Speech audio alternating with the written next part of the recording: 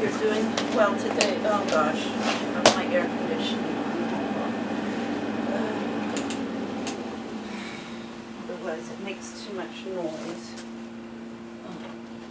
So I'll get my fan out. Sorry, last night I was exhausted. It was 1 o'clock when I was finishing up, so sorry I was even having problems reading by the end. So today I'm going to finish up. Once again, always remember your masks, please. And I'm going to finish up reading the letter that I had written. It's actually a report. This is the letter.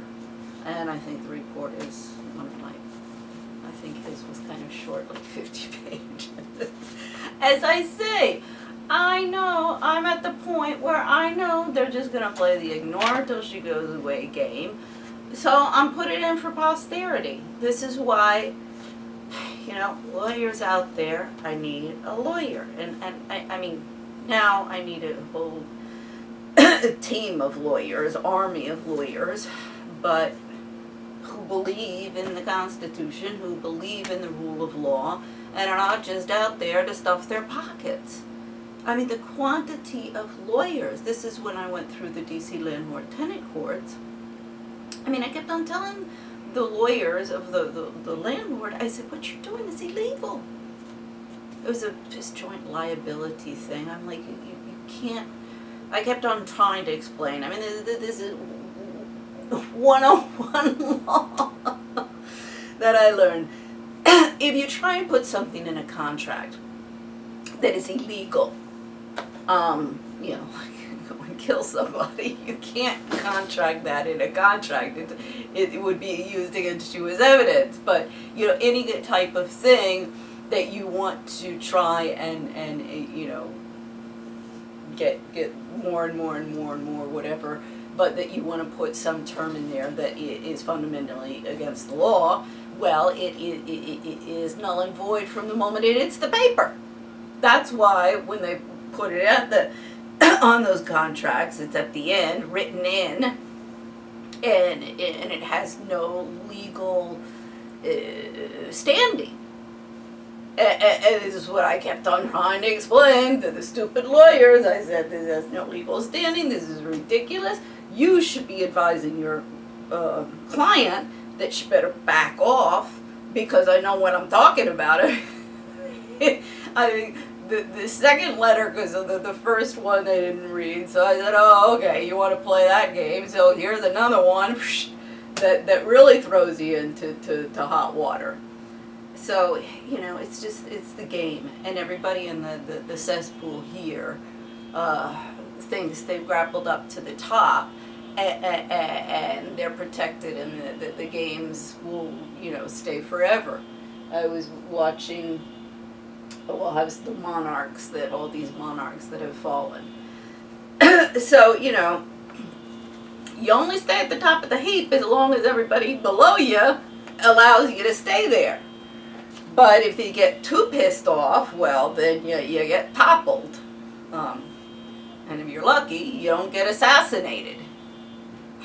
I mean, and all of your entourage who have kept you in power. I mean, this is what I'm trying to explain to Washington. The right as much as the left. The United States, the Republicans, Democrats, but at the international arena, and they're all here. Everybody sold their soul to the devil, so they can go get invited to all of the parties and conferences and jet set and live in their ivory towers in La La Land. And just like every time in history, doesn't end well. So I'll finish this up. This is only 4 pages. The advantage of a constitutional monarchy, but that it has the report of about 50 pages. But the advantage of a constitutional monarchy is that the executive branch is influenced by the monarch's opinion and input, with the monarch retaining the right to be consulted, the right to encourage, and the right to warn. Bagahot, I think his name is. See, the right to be consulted, the right to encourage, and the right to warn.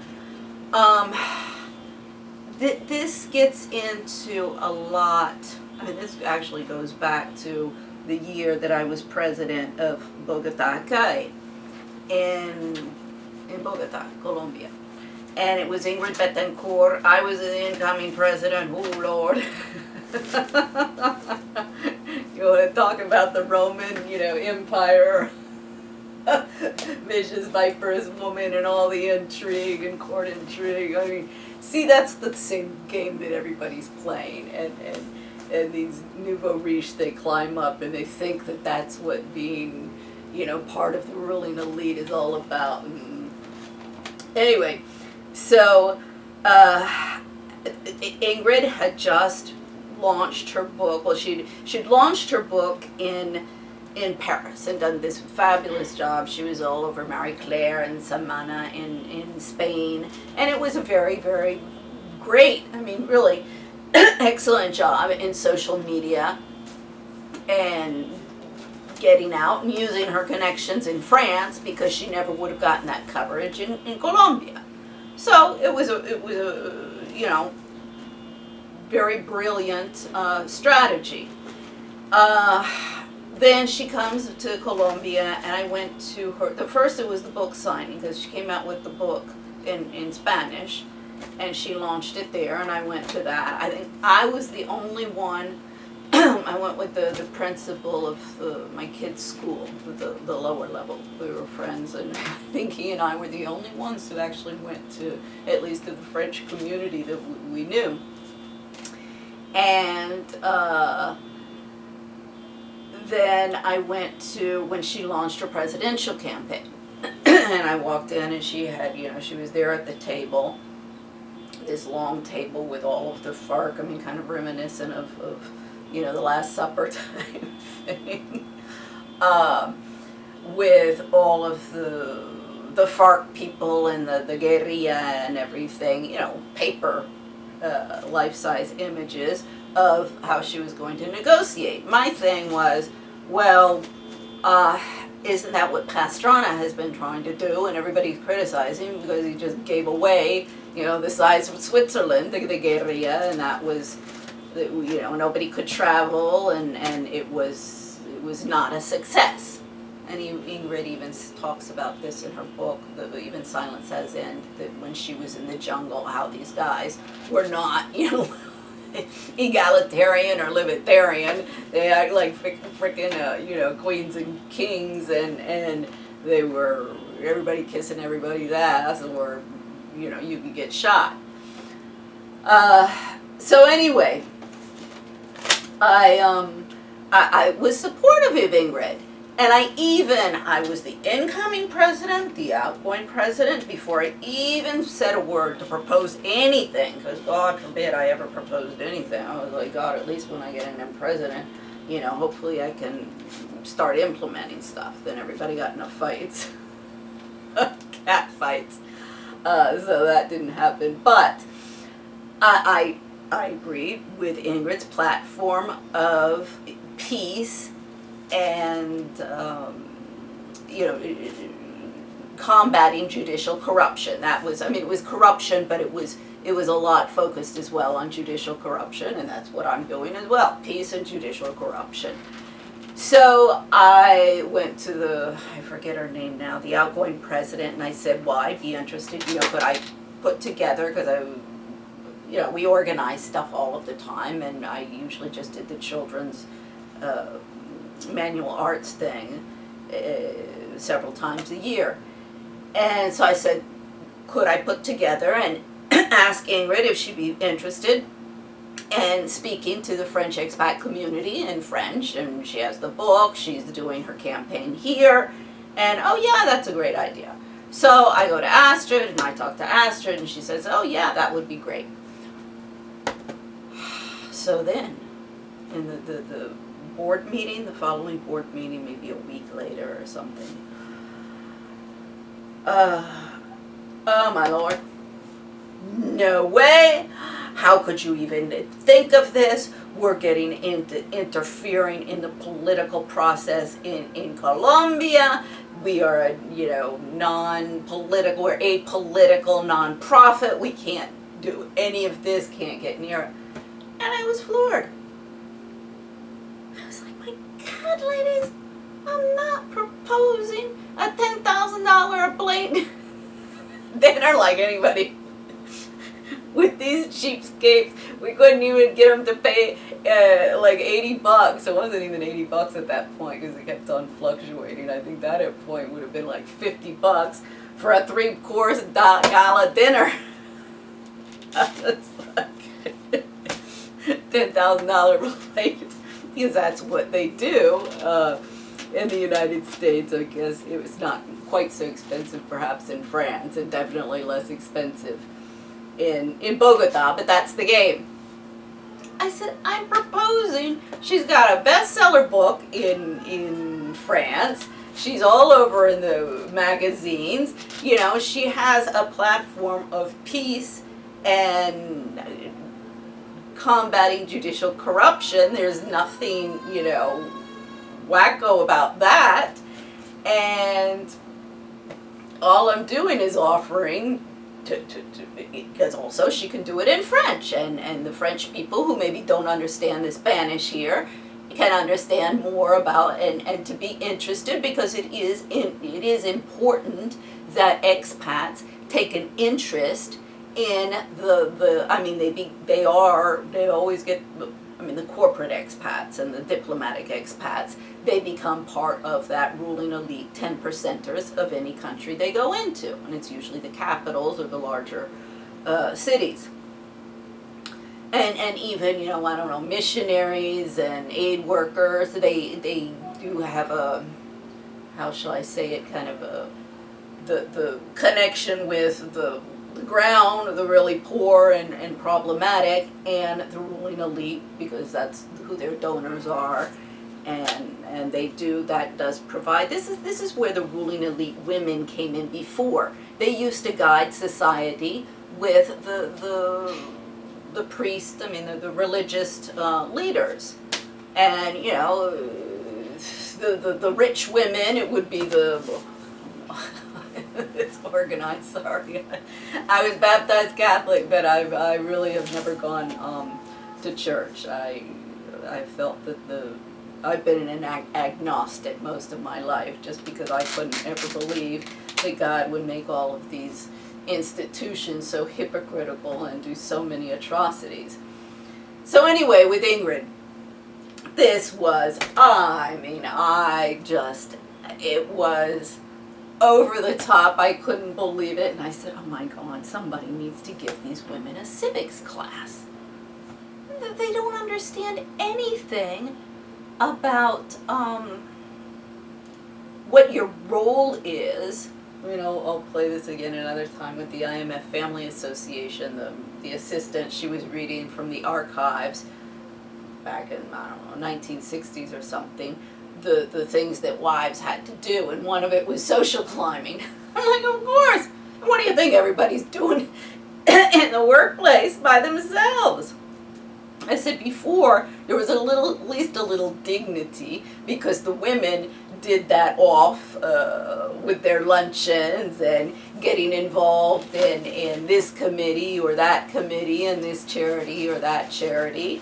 And you need that. I mean, charity, I'm against charity work. Having said that, in Bogota, I used to give classes, English classes. It's a school for abandoned girls. It's run by nuns, that my sister and the American Women's Club group, it was a luncheon group. With the money from that we collect, we would pay for different, I think one time they paid for a roof, and just help them out, but also be involved with them. We used to do once a year, and I know they still do this, an outing for the girls. You know, one year we took them to the Aqua Parque. There's a huge aqua park there, and with lunch and presents, and that would usually be at Christmas time. I mean, in Bogota you don't have change in seasons. It's altitude, so it's either the sun's out and it's summertime, or it's raining and it's winter time. That's the only change in temperature that you get. But you know, with these women, it was just, I was like, somebody needs to explain to you. First off, civics class, this is everybody, every citizen should be concerned about and this gets into more than just politics. And the whole word politics has been deformed because it is management of the people. It's not the game playing that everybody's doing. That's, as I say, the Roman emperors, and that's why the whole democracy fell there. So all of that crap needs to get out. And that is being brought in by these women. And the socialite women and the social climbing women. And believe me, this whole attitude, particularly in HR, that they are the professionals, and the women who've stayed home, whatever their social or class level or what they did while they stayed at home. I mean, obviously, a woman with very few means and has 4 or 5 kids, well, she's got her hands full. I mean, when my children were tiny babies, I had, both of them in Brussels. I had no help. And they're not even 2 years apart. And I love taking care of them. I'm not complaining, but my Lord, was I always tired.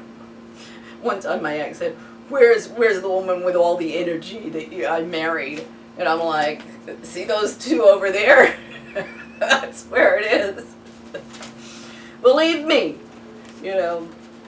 men don't realize all of the work, and they don't appreciate it, and society doesn't appreciate it.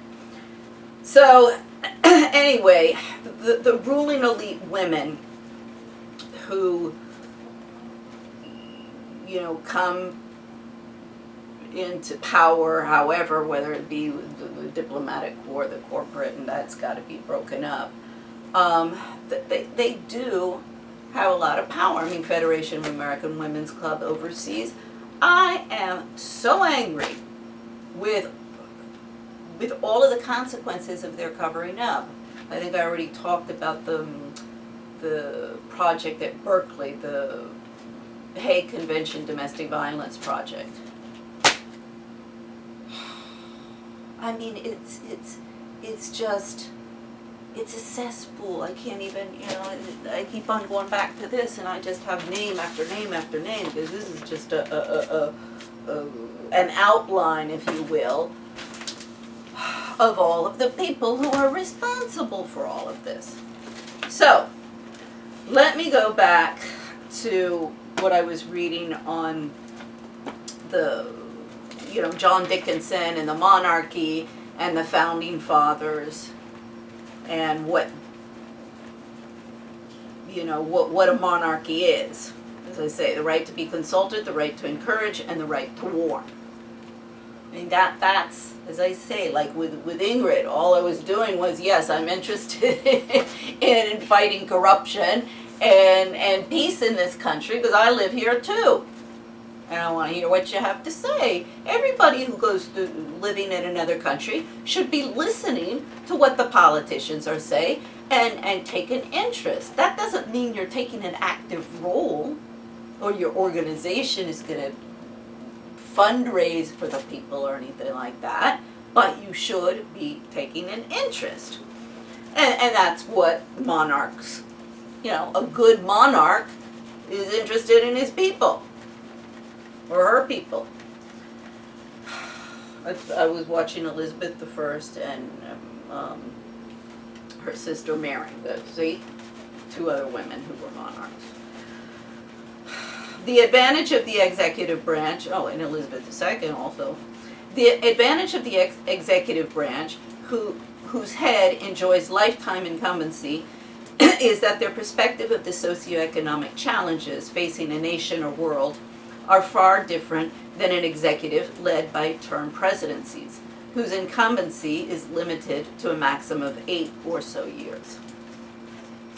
Monarchs see politicians come and go, while presidents are just another name amongst the politicians who come and go. and are easily swept up in the dangers of demos worshiping. I mean, that's what we've got going on in Washington for I don't know how long. Trump is just a culmination of what's been brewing for decades. The populist support for extremist candidates, as seen in the U.S. elections last year and the rise to power of Donald Trump, is a perfect example of that danger and its consequences. Europe is on the same path as the U.S. due to the disempowerment of the monarchs over a century ago, caused by long-standing abuses of power and bad governance of reigning monarchs in centuries prior. And that was because they were so involved in their empire building and predatory. I am for globalization.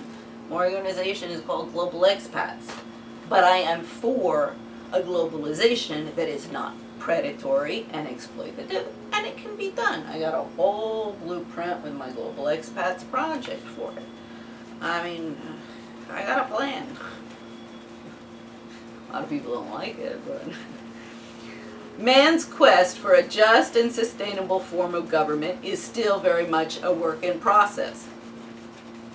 Contrary to the many contentions by American politicians, press, and people lauding the American democratic model as a utopian form of government. I mean, it's gotten to the point where I hear, oh, this great country of ours. I was like, hey, would somebody please give me a bag to throw up? Please find below a detailed report of how and why Washington, D.C. is no different than Berlin in the rise to power of Adolf Hitler and Nazism. Included in the analysis is the role the International Monetary, World Bank, and United Nations, as well as the Democratic and Republican parties, have played in that rise. The IMF, World Bank, UN, and other international organizations were created in the aftermath of World War II in order to prevent another world war and the destruction of our planet.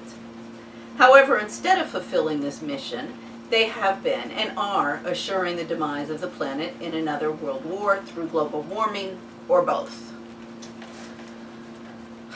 Not only do the many actors who are implicated in the dire state of world affairs need to be exposed, disempowered, and held accountable, but the few honorable and diligent people within systems who can reverse the self-destructive trajectory of the planet need to be empowered, given a voice, and properly managed. There is much talk in the international arena about empowering leaders of the next generation. However, it is not our young to which we must look for leadership, but rather to our own generation and people like myself who opted out of the game and instead have been observing the game and its major and minor players with disgust for the past 40 years. I'm getting on to 50 probably. Well, no, I guess I was 17 when I came here. As my life story demonstrates, the world lacks leadership. We'll see with Leah Iacocca. Because anyone with the integrity, honor, and intelligence to lead is draconianly silenced and oppressed. I returned to the U.S. in 2009, right after Obama entered office, after having left Washington and the USA in 1988 with disillusion with the American political process and disgusted with the trajectory of American society and its cocaine-snorting hedonism. Upon my return, I observed that nothing had changed in Washington except the homeless. There were more of them. And the fact that the drug of choice of American society had become opioids instead of cocaine. Oh my goodness. Oh, I'm seeing an error here. Oh gosh. I got this out of my files. I hope this isn't the one that's posted. Oh no, okay. I guess it's, well, I usually add on there, I guess is what I'm thinking. instead of cocaine, and I hardly think that that is an improvement. I guess I didn't put that in the letter to him. Okay, former President Obama loved to exult about this great country of ours during his presidency, failing to see and recognize the realities of the U.S. in the past and present. Obama and the Democrats' failure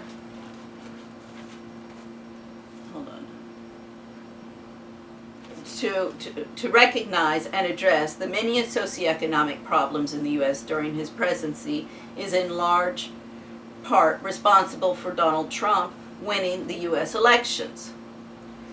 While Americans love to espouse how their country is the land of opportunity, this was only true for white European settlers, which used predatory and unfair trade practices as well as illegal activity to amass their fortunes. However, for Afro-American, Latino, Asiatic, and American Indian populations, the USA was the land of indentured servitude and slavery, with worse human rights violations than the oppressive regimes European immigrants had fled when they came to America and the land of milk and honey. Actually, I was watching a video. I just ordered the book. It's called White Trash.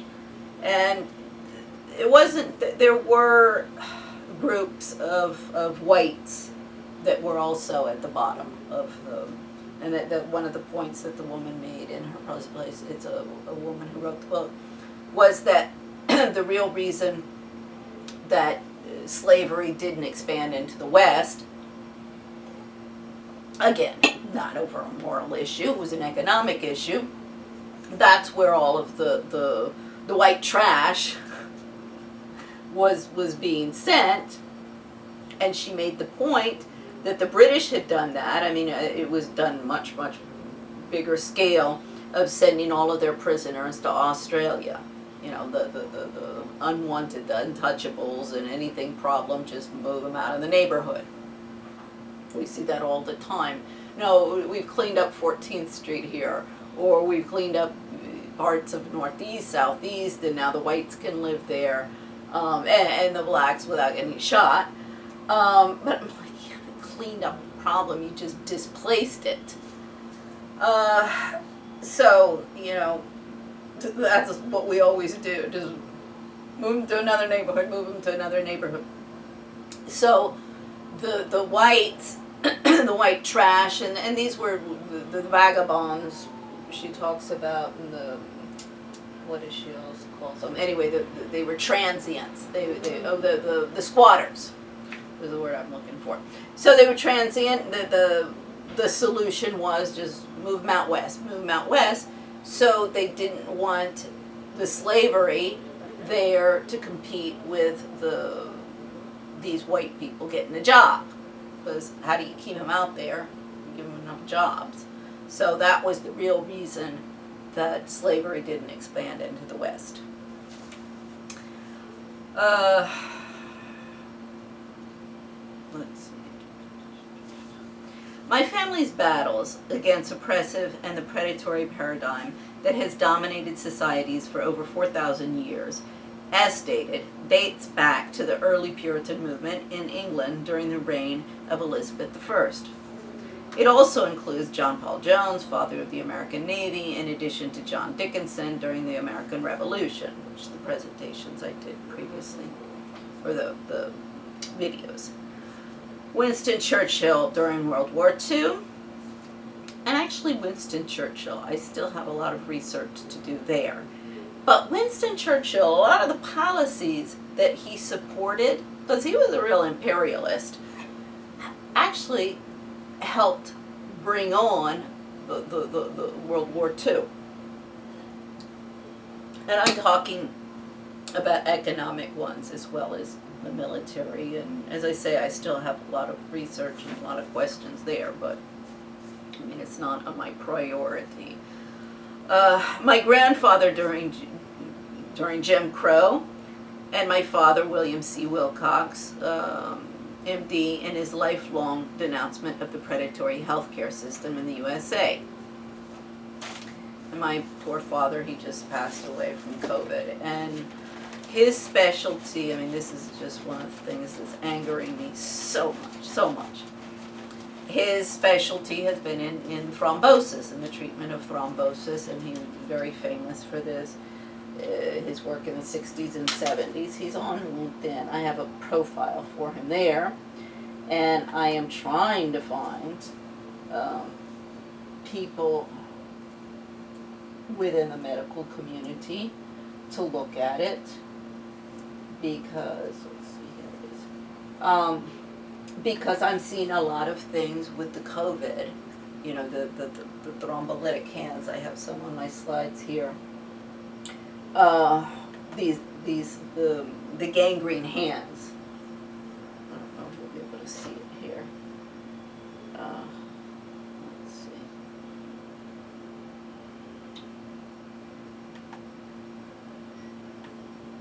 Yeah, I can't, it's kind of small. But these if you go onto his profile, William C. Wilcox, MD, and time has shown that the way that the treatment that my father was developing, and it's with thrombolysin, I mean, I'm not a doctor, so there's a lot of stuff, we're getting this stuff on there, and I've got some documents I have to upload, but you can find some information there. We're seeing in a lot of COVID patients. And I've been trying. I go in, when I see the articles, I contact the doctors who wrote the articles, and it's the same place as I'm getting everywhere else. There's this inertia. I mean, I understand part of these people is like, well, what do you want me to do with this, you know? Because there is no leadership, there is no direction, everybody's anarchy everywhere. But at the same time, get up and move. I mean, it's incredible. We run around going to meetings and giving speeches and giving speeches. I mean, look at me here. You got me giving speeches. All I want to do is write. I hate giving speeches. Okay. Oh, and my father with the healthcare system. This is also, I've known all my life. He's told me all of my life. I'm just like him. This is BS. This is BS. These people, these are con artists.